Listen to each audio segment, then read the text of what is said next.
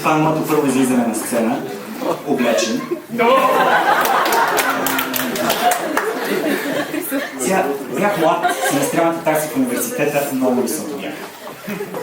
Но наистина това е моята първа сценична изява и това е нещо ново за мен. Ако усетите, че гласа ми или тялото ми треперят, да знаете, че от алкохолизма е.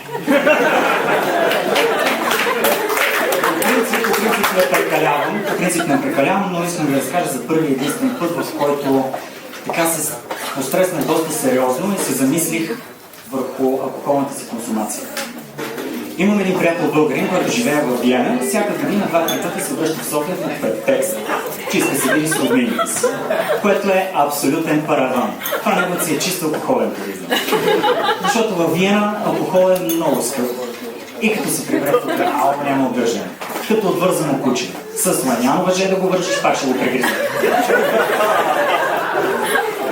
Значи още не е кацнал. Още е в самолета, дига телефона и ги звъни. И чувам на заден план стюардеста как му се казва.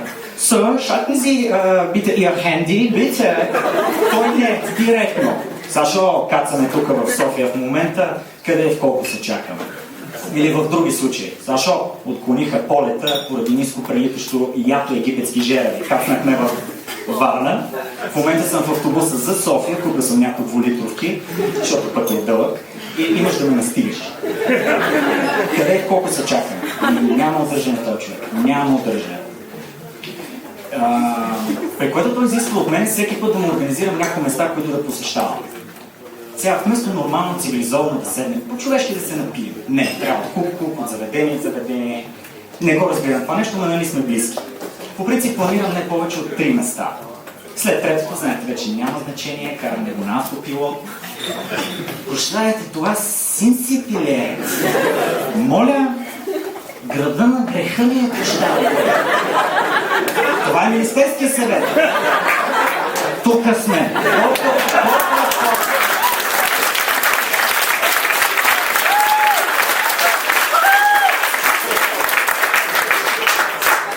Чакам да този балкански субект тъмен, една пролетна вечер, съм застанал на пете кишет и съм се парнал страшно, малко като сега, но даже малко повече секенца имах, защото знам какъв ми е късмета, най-вероятно ще спя в канавката. Това не изглежда добре. Нацвършил съм се с парфюм, от Витушка мога да ме усетя. Страхотно. И сега аз се чакам да се пие, бе не виждам. В един момент минава една възрастна жена пред мен, в видимо нетрезво състояние. В един момент се спира, поглеждаме и ме пита: пие ли ти се? Както се пее в една едноименна българска песен, шок. Какво? По рефлекс отговарям не. Тя само така ме изгледа от горе до долу, погледна ми в очите и с абсолютна ненавист каза: лъжец.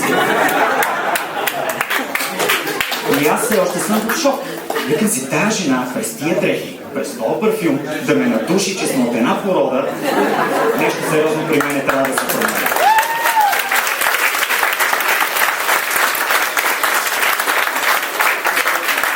Ама след Синсипи ми мина. Страскаща си беше, ма ми мина. Като говорих за страх, наскоро гледах едно предаване, документално филмче за фобиите. Предполагам, може би някой от вас, не знам, били ли сте потърпевши, страдали сте от това, че някой, не вие, някой друг ваш близък има фобия, каквато и да била. Аз страдах, дами и господа, и ще ви разкажа. Излизах с едно момиче, което имаше няколко фобии. От птици, от силен вятър.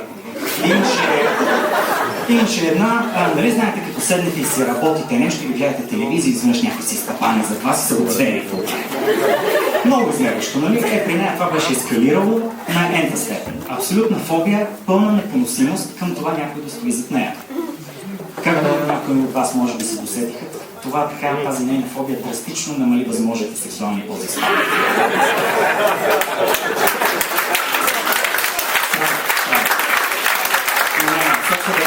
Много интимен, всичко беше страхотно.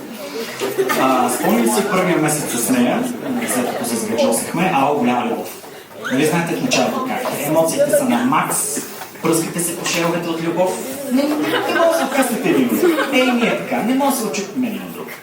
Но по лошо стечение на обстоятелствата, един месец във връзката ни, тя беше принудена да замине в чужбина, командировка няколко месеца. Това се прави, не е приятно, но нали. Спретнахме се с приятелите едно парти по изпращането, след като аз изпратих няколко пъти. Хубаво, нали? Хубаво и тя замина. И като се почнаха едни скайп разговори по няколко часа всяка вечер. Ден днешен Богдани, не знам какви лукоми сме разгърли. Колко синоними има на липсваш ми, искам те да си думе. Не знам защо сме се приказвали. И тогава, само 2 седмици след като тя замина, чух онези 2 думички, които много малко мъже иска да чуе толкова рано в една връзка. Закъсняваме.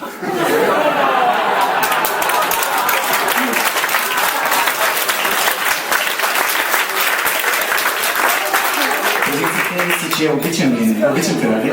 Не. При което викат си, оле, каква стана тя?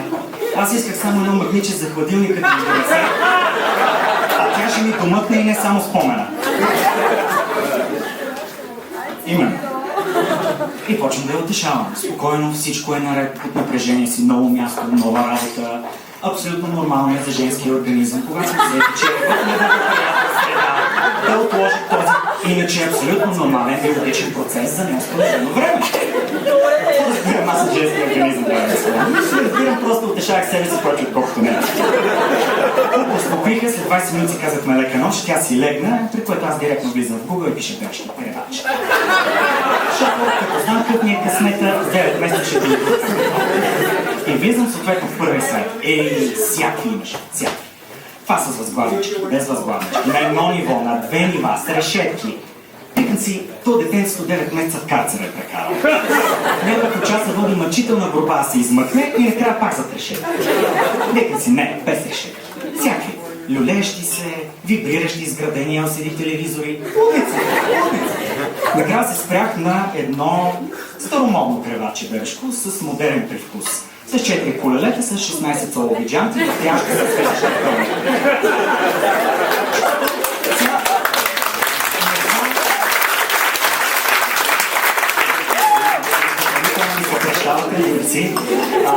Защото не знам дали ще е момиченце или момченце. Ако е момченце, един ден ще иска да кара автомобил с 16 сола, ако е момиченце, един ден ще иска да я карат с 16 сола, при което доволен от избора си цъкам добави в количката и тогава се... Но той количка ще трябва. Не свикам път, като се родих, това едно парче месо. Значи колко ще тежи? Ще го носим на ръце. Той без това ще се обвисне постоянно на гърдата й. Ще купим на количка малко по-натам. И което цъкам добави в количката и му отвежда на последната страница. Знаете как е да си потвърдя поръчка. И сайта забележете. Момент хитър, питане е. Сигурно ли сте, че искате да поръчате един брой бебешко креваче Hot Wheels 16 сола Limited Edition? Разбира се, че не. Като им къпния късмета, най-вероятно ще са близначи.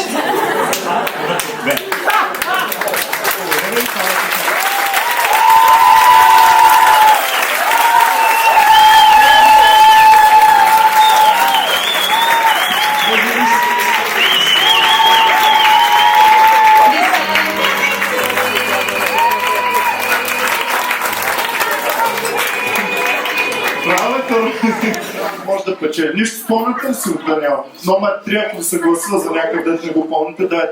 Така, номер 4 беше Мартина Сенов. Мартина, тук ли си още? И той умря. Добре, ми хубаво, няма гласувам. Номер 5 беше Мартин Белев. Мартин? Няма ли го, човек? Какво става? Нищо. Крис беше номер 6 was Chris Beeman. Chris, please come to the stage. Венета беше номер 8. Номер 7. Венета, затова е на сцената. Номер... Малко след в паузата, но проверете Comedy BG. Добре, супер. Номер 7 е Венета. Гласувайте за нея. И номер 8 беше Михаил. Михаил.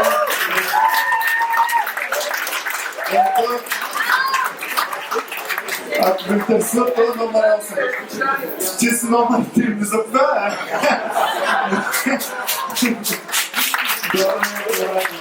Значи номер 8. Това са до сега, написвайте там на лищата и ходете при маските да ги оставате. А иначе, благодаря ви. Thank you very much. Go back to your seat. се утешавам тази вечер. Супер, и аз нямам гадже, само от нея. И какво да кажа, благодаря ви, надявам се, че сте забавлявали и посещавайте Comedy BG и бъдете на шоуто. корупция.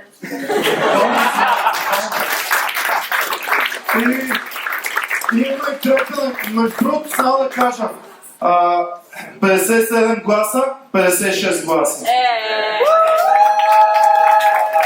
Не си ли пусна? Аз. И аз когато пусна за някакъв. Между другото, аз се харесва, че се случва, че окей, благодаря ти много,